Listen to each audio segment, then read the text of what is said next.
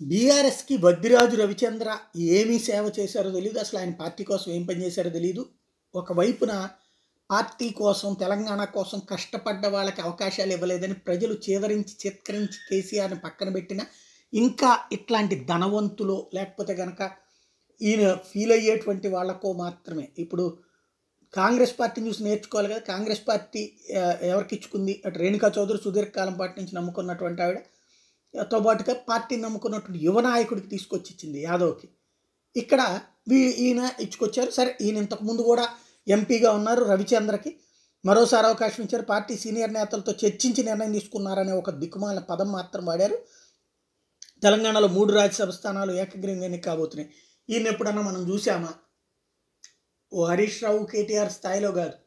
ఒక బాలకసుమను లేకపోతే గనక ఇతర నాయకుల స్థాయిలో ఎప్పుడన్నా చూసామా? తలసాని శ్రీనివాస్ యాదవ్ వీళ్ళ స్థాయిలో అంటే చూసాం అనుకోవాలి.